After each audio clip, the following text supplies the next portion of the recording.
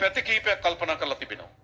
එකක් අපි කොහොමද මේ දෛනිකව ගොඩනැගෙමින් තිබෙන ණයබරෙන් මේ රාජ්‍ය මුදවගන්නේ? දැන් බොහෝ අය කියනවා 2028 වෙනකොට අපි ණය ගෙවීම ආරම්භ කරන්න තිබෙනවා. 2028 දී මේ ණය ගෙවීමට නොහැකි තත්ත්වයක් ඇති වේවි කියලා.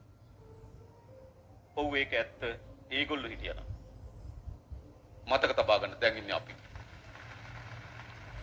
එනිසා අපි තාමත් සැලසුම් සහගතව 2028 ණය ගෙවීමට සමත් වෙන ඊට ඔරොත්තු දිය හැකි ආර්ථිකයක් ගොඩනැගීම අපේ න්‍යාය පත්‍රයේ කොටස බවට පත් කරලා තිබෙනවා. එහිදී වැදගත් ශේත්‍ර ගණනාවක් තිබෙනවා. අපි වෙන දවසක වෙනම කතා කරමු. වැදගත් ශේත්‍ර ගණනාවක් තිබෙනවා. ඒ වගේම අපි අපේක්ෂාවක් තියෙනවා මේ ආර්ථිකය ලබා ගන්න ඉහළ ප්‍රතිඵල සැලකිය ප්‍රමාණකින් මම ඔබට එකක් කියන්න කැමතියි. ලංකා ඉතිහාසයේ වැඩිම ජාතික නිෂ්පාදනයේ සාපේක්ෂව ආදායම ලබා ගන්න වසර බවට මේ වසර පත් කළ හැකියි. වැඩිම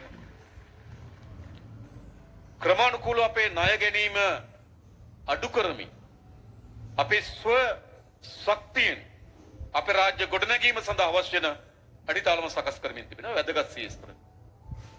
හැබැයි එහිදී අපිට අත්‍යවශ්‍ය වැඩක් තියෙනවා. මොකද්ද? අපිට ශක්තිමත් රාජ්‍ය සේවයක් ඕන.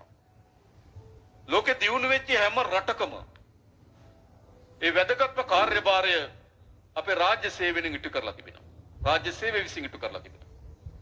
දේශපාලන අධිකාරිය තිබෙනවා. මේ පැත්තෙන් ආර්ථික ප්‍රභවයන් තිබෙනවා. දේශපාලන අධිකාරිය තිබෙනවා. මේ පැත්තෙන් සාමාන්‍ය ජීවත් වෙන ජනතාව ඉන්නවා.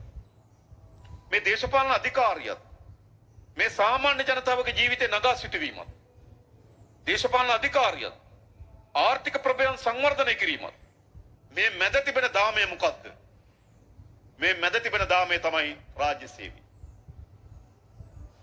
එනිසා ඉතාමත් ශක්තිමත් වැදගත් රාජ්‍ය සේවයක් අපිට අවශ්‍යයි. හැබැයි පහුගිය කාලේ අපේ රාජ්‍ය සේවය සැලකිය යුතු ප්‍රමාණකින් දේශපාලනකරණයට ලක් වෙලා තිබුණා. සමහර රාජ්‍ය ආයතන ගොඩනැගෙන්නේ දේශපාලන අපේක්ෂාවෙන්. සමහර රැකියාවන් උත්පාදනය කරන්නේ දේශපාලන අරමුණු වලින්. සමහර රාජ්‍ය ආයතනවල ගොඩනැගිලි හදන්නේ දේශපාලන අරමුණු වලින්. මා එළබෙන නොවැම්බර් මාසයේ අයවැය ලේඛනයේදී මා ඉදිරිපත් කරන්න බලාපොරොත්තු වෙමින් ඉන්නවා. ලංකාවේ කොච්චර වාගෙට හදලා නතර වෙච්ච ගොඩනැගිලි සහ ඒකට යන ලද වියදම් සියල්ල බැලුවොත් දේශපාලන අධිකාරීත්වයේ දේශපාලන වමනාවන් වෙනුවෙන් තමයි රාජ්‍ය සඳහා සමහර ගොඩනැගිලි හැදලා තියෙන්නේ.